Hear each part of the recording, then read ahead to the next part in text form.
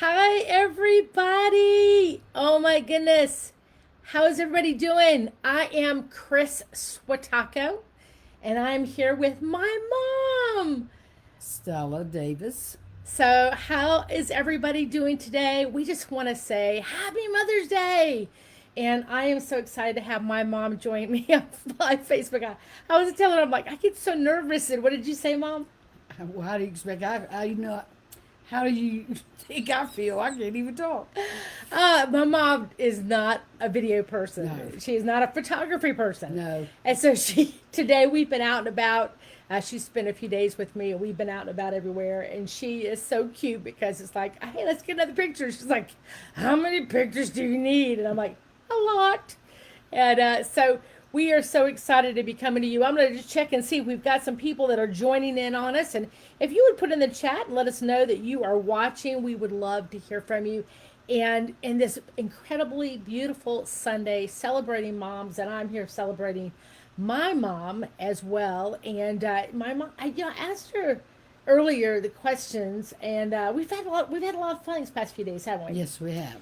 And was one of the things that was really funny is that we had a couple days ago. I'd put in the chat. I'd put on my Facebook page that we went to Chimney Rock. It was really really was it scary up there a little bit? Yeah, oh yeah. It was a little windy. Little windy. And we had about to hold on to the railing. And it was freezing cold too. It was cold too. Yeah. And then we went to Lake Lure, and then we went to the Flowering Bridge. That was really beautiful, right? Mm-hmm. And then we went to Black Mountain. Yeah. Went to Montreat and went to Lake Susan and shopping and shopping and shopping and more shopping. And but it was fun, right? It was lots of fun. Yes. And so, and then today I took my mom to one of our favorite places, which is where? Where did we go for lunch today? You forgot the name of the place. Grove Park Inn. Oh, and it's so beautiful. I love the Grove Park Inn. If you ever want to get me a gift card or my mom one, hey, that's where we want to go. But seriously, though, it was a really nice time. We had a great Yes. time. And we've had also, everyone, the greatest opportunity the past few days is to share our faith. We've been able to give out tracts. I have a personal tract I give out about my story. My mom loves to give out tracts, and it is important to witness, isn't it, Mom? Yes, it is. Very, very important. And so, so I was asking my mom a question earlier today. I was asking her what was I like as a kid? Now, if you'd put in the chat, what were you like as a kid? Or what would your mom or dad or your grandparents or your aunts or uncles, what would they say you were like as a kid? And I asked my mom, and I got this mug to drink from, and what does it say, Mom? Well, sassy since birth. That is true. What now? You brought up an early memory of me. You were a beautician when I was a little kid, Yes. right? Yes. And you said that I would come to. I would. What happened now? I would take her to the beauty shop on Saturday because it was only half a day, and she was content for a while, and then she decided she wanted to go home, so she'd put her hands up on her hip. She was only about 3 years old. She put her hands up on her hip and she'd point her finger at me and say, "I'm ready to go home now," with that attitude. So That sentence. she's kind of been in that way all her life. Oh my gosh! Like, wait a minute. I thought I was supposed to be honoring you today. I'm starting to get like little ridicule here. And so now, yes, I definitely was a very independent Yes, little she was. kid from birth, you know. And then you remember, my mom had when I was about 6 years old. I was in school, and I went to a Catholic school for my first grade, Catholic, and went to first grade, and I didn't really have an understanding of things that stay cold or hot really well, and I decided to, what did I save? She had a popsicle. She decided to save it for later, so she put it in her lunchbox. So you can imagine what happened after that. After a few hours, Well, I remember the Sister Mary, she came to me and she says, Christy, have you had an accident? And I was mortified because it was an orange popsicle and it looked like I had a little accident, you know. But I kind of really didn't always get things sometimes. And I was a little like, okay, be nice now, Mom. I never saw her. Well, then it got worse, people. It got worse because I grew up And then my mom met a wonderful man, and that she remarried when I was 15 years old. And I asked my mom a question earlier today. I said, "Do you have a memory of Mother's Day, or and of the years past? Was there any good memories?" And you said you had one memory about something I made for my dad. She decided she wasn't going to go to church. She stayed home. She wanted to fix, because it was his birthday and Mother's Day on the same day. So she wanted to make us lunch. So we came home from church and we sat down at the table, and she had made us uh, an egg omelet. And you opened it up, and there's a big, huge piece of broccoli inside, not cooked. So we chewed all that off. We chewed all that broccoli till it was all gone, but it was something I never forgot. She didn't realize you're supposed to either cut it up or cook it. Again, you're beginning to see a pattern here of my understanding of liquid and cold and hot and before.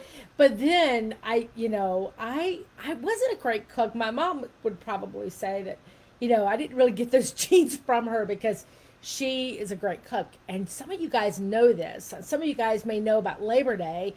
LaborDaySingles.org is our big retreat that we do every year for Labor Day. And my mom was a very large instrumental part for several years, and she did all of our snacks for our leaders portion, all of our desserts. My mom's an incredible cook, but in 2019 she was not able to come, and so I'm trying to talk her to come back in 2021, which is coming up.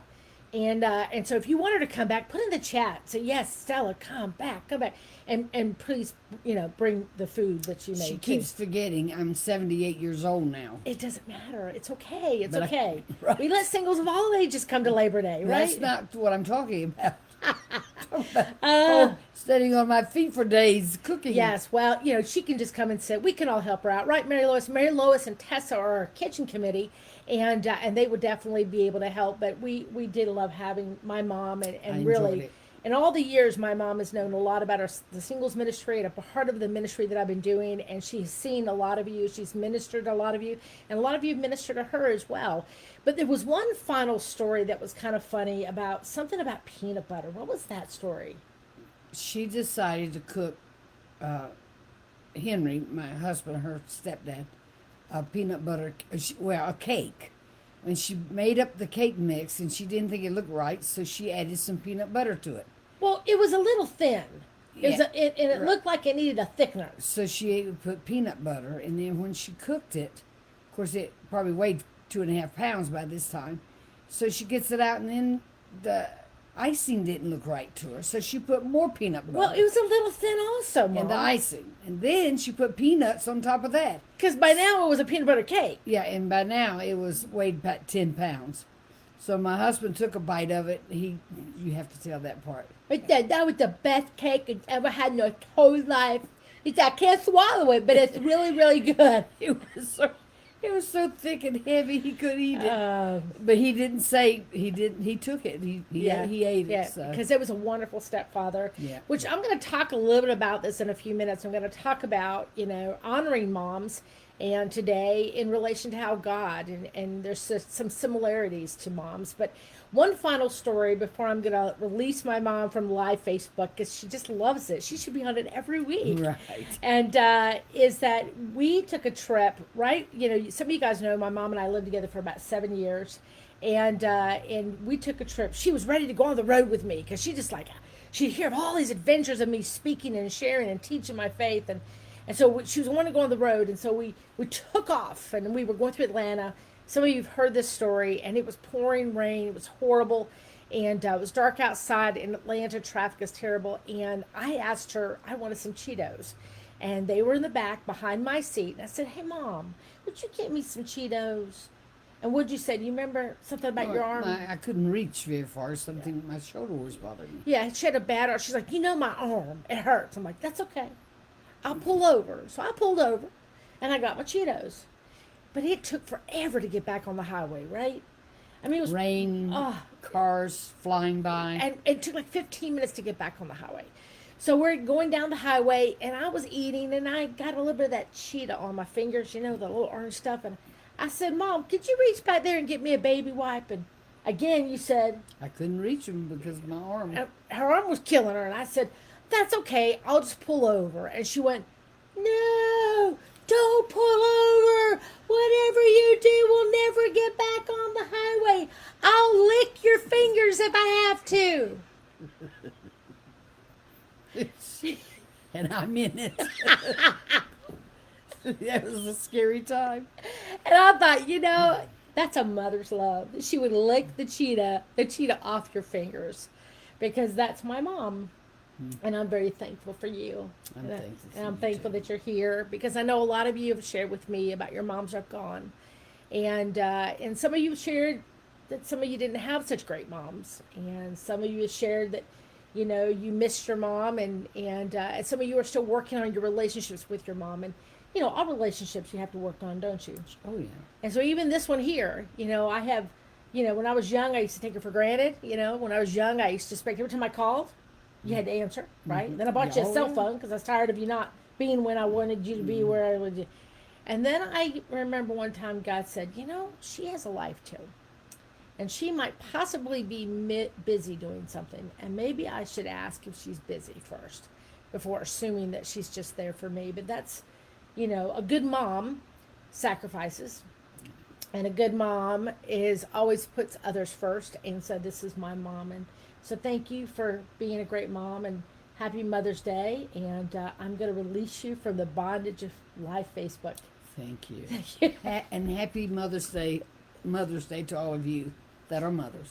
Yes. And those that take care of someone's kids, right. Those that are aunties, and those that are friends and grandparents, and anybody that has any part of raising a child. Yeah. We honor you today, and just know. And those of you who wanted children and couldn't have them, or adopted, fostered, really, honoring mothers today. Though Hallmark created the holiday, God honors mothers. I mean, the first one was Eve, and so He understands the value of us and those who care for others. And so we do want to say thank you for all of you who care for other people. So thank you, Mom. I'll let you go. Okay. And I will keep going. Yes. I'm gonna push you out of the way. There we go, and slide over a little bit here, and we'll keep going. And again, thank you everybody for joining me. And for those of you who are just joining now, I'm Kris Swiatocho, and I'm with the LaborDaySingles.org retreat, which is coming up Labor Day. Please register. And if you like this video, if you want more information, all my information is listed there, the LaborDaySingles.org website, as well as Kris Swiatocho Ministries, the Singles Network, which is the Wikipedia for singles ministry, as well as Intentional Relationships, which is my newest Bible study on how to build healthy relationships, especially for those that are wanting to be married one day. So again, we're honoring mothers of all kinds and all different backgrounds and all different experiences. But at the same time, I get it that some of you are like, Kris, I did not have a good mother. I did not like my mother, and I don't want to honor her in any way. So I would say for you is, one, we do have to have forgiveness because Christ forgave you and forgave me. And we can definitely forgive those that have hurt us and maybe didn't do a good job. If they're still living, maybe God can reconcile you. Maybe God can reach your mother for the Lord, or grow them in the Lord, and there's still hope. For those of you who may not know where your mothers are, like my birth father, I think I know where he is, but I have not had any communication with him since I was a teenager. And so all you can do is pray for them. But let's focus on the people in your life that maybe were a mother figure to you, male or female, that are watching this. That person that took that extra time or cared for you or listened to you, that teacher that was just the most wonderful teacher in the world that was there for you, and that person at church that maybe gives you a hug, and all those types of people that nurture you and care for you. I am not a mom. I have wonderful nieces and nephews, but I'm not a mother in the sense of a biological mother. But I do believe that God has called me to minister and to help raise children, and if in different ways. Now, When I was younger, I did children's church and I did youth ministry, and I realized really quickly that was probably not my greatest strength. Um, but I do love to disciple, and I have discipled people for many, many years, and some of those were younger, obviously young adults. One right now is my little cousin. She is 17 years old, and I started discipling her at 15. And although I'm not her mom, I have never pretended to be her mother. Her mother has passed away. And I have offered that to her to be that mom if she needs it. My role's different. My role is more of an aunt to her, and that's okay because we all have influence of those that know less than us, whether they're the same age as you, or younger than you, or sometimes even older than you. We all have influence. But today, I really wanted to honor our mothers. And so I came up with some scriptures. I put them also in the chat. I put them in the description. But if you are watching this and you don't mind reposting them, that would be great for those that are watching this. But I want to ask you a question. What did you or do you love about your mom or that person that you believe was the care person for you? Maybe it was that teacher. Maybe it was that Sunday school teacher. Maybe it was that neighbor. But put in the chat, what did you love about them? How were they special in your life? How did they care for you? How did they mother you? Because I would love to hear. I would love to go back and be able to read them.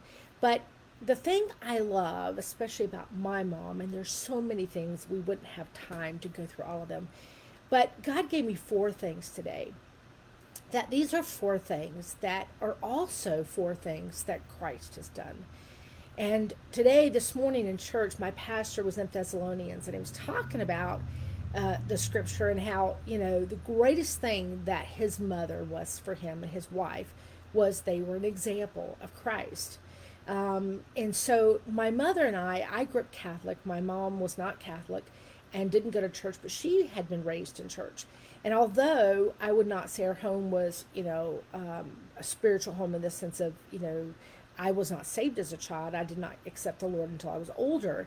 We prayed. There was an acknowledgement of God. And definitely my mother lived out, an example of Christ. And then she remarried when I was 15, and she married a wonderful man, and they made a commitment to get back into church.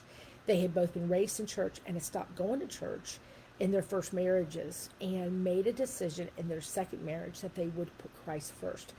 And we benefited, her children benefited. So although I will say that my mother didn't raise us specifically like pulling out the Bible and reading to us and praying with us in the sense of like today, I would say, my mother does. We definitely prayed before we went to bed at night. We prayed over our meals, and there was definitely a respect for God. But later on, we would all grow in our faith, including my mom and my stepfather, and we would all grow as a family in our faith. But nevertheless, my mom did four things specifically. Like I said, she did a lot, but I just want to give you four because this is a, live Facebook, it's short. And maybe your mom did the same. Maybe you've done the same as a mother to your children or your grandchildren. And so if you have, please put in the chat when I mention each one. And, just share something about your mom. And maybe she did the same thing. So the first thing that my mom did is she protected us, like the Lord protects us. So even if you didn't have a mom who did protect you, you'll get to know that Jesus protects you. Psalm 91:4, he said, he will cover you with his feathers, and under his wings you will find refuge. His faithfulness will be your shield and rampart. I think about that. I think about how my mom protected us from our birth father. My birth father was a very abusive man. He was verbally, emotionally, and at some point in time, I think his discipline, physical discipline, was too strong, and eventually he would hit her. And so I think about my mom, just like the Lord, and how my mom protected us, and she cared for us, and she watched after us, and she kept us together. And to this day, we're all very close to our mother because she was the one thing that was there when our birth father was not. He was gone all the time and had multiple relationships with other people. And my mom was that thing that was there to protect us and reminds me of God doing the same thing, saying to us that I'm going to protect you under my wings and you don't have to worry about this. So even if you didn't have that mom who protected you, God's protecting you now. And that's all that really matters. Number two is that she comforted us. So she fixed your scraped knees, you fell off your bicycle, she held me when you had a bad dream, and she, oh my goodness, the stories that I'd come to her when I was a teenager, boys that broke my heart, and she would listen to me, and I'd go on and on and on. And even today, my mom comforts me. Even today, when things are really tough in ministry and COVID and what's the future and how is God going to use me and the ministry and how am I going to get back on the road, my mom comforts me. But even if you had a mom that maybe didn't comfort you, or she wasn't around to comfort you, or her idea of comfort was, she's very prickly, she's not a warm-hearted person. She's very verbally, like a sergeant or something. And you don't really know what it feels to be comforted or to have your arm around me. Well, God does. Isaiah 66:13 says, as a mother comforts her child, so will I comfort you. So we all desire that comfort. And even if you didn't get it, but Jesus gives us an example and a model. He says, as it's designed, I designed the woman to be that comforter, to be that nurturer. That's the original design, whether we do it or not, because of sin is different. But because that original design was to come and to hug and to comfort and to put your arms around you, he said, I will do it. So for those of you who are like, Kris, I need comfort right now. I need to know he's here right now. He is. He's there. You just have to ask for him. You just have to go to him and say, Lord, I need you. I need you in my life. For those of you who don't know the Lord, you can just ask him to come into your life right now to forgive you for your sins, because the only way to God is through Jesus Christ. And he will give you that comfort. And even those times you're like, I don't always feel it, or I feel anxious, I feel panicky, I feel like the world, what's going to happen? That's the world. For those who know the Lord, the great peace and the great comfort is knowing that if I die, I'm with him. And if he keeps me here, there's things he wants me to do, and he will be with me. Which then leads me to that, knowing that he is never going to leave us. Even when things got tough, he's not going to leave us. But first, my mom, she provided. My mom provided for us. Even she would go without new clothes. We got new clothes. Even though she needed things, she would get us things. I can't tell you how many school projects, and she would run out at the last minute and get me a piece of poster board or a magic marker. My mom always put herself second, third, fourth, and fifth. Christmas time, my mom would do whatever she could to get us the things that she felt that we needed. Even when she remarried and didn't have as much of financial strength, she still went without to make sure that we had. She always provided for us. Even at the end of the month when there wasn't enough money to buy the food we need, somehow she would make the food we have stretch. And when we were little as children, we didn't know. We didn't know what she was doing and what she was sacrificing. Well, I kind of knew because she let me know some things so that I knew not to ask for things that I knew she couldn't afford. But when we were really young, she never, ever let us feel that way. She always provided and always gave us a safe home. In Philippians 4:19, it says, and my God will supply every need of yours according to his riches in glory in Christ Jesus. Some of you said, well, my mother, she wasn't there to provide. My mother was, on drugs, or my mother was gone all the time. My mother was with every man there was. Or my mom was there, but it was really tough, Kris. You have no idea what I went without. But you know what? God will never let you go without. Now, it may mean that some of the things you need or you want is really not needed. We don't have to have all the things we think we need to have today. But of what you need, God does provide. We just have to ask him what is it that we really do need versus what we want. And sometimes he even gives you what you want. But I love that scripture. So even if you didn't have that provision, God has got your back. And God is your provision. And then finally, I mentioned a minute ago about the Lord doesn't leave us. My mother never left us. I think there are times that we pushed her buttons. I have 3 younger brothers. There are times that she probably wanted to say, just let me out of here, you know. There are times that she would go. I remember taking a bath, and we would come and want to sit and talk with her, you know, because it was the only time we could get her by ourselves because we had to share, you know, with other siblings. It's like, you know, I think about my mom. Did she ever just want to just give up? Well, some of you had moms who did, but then some of you had moms who didn't.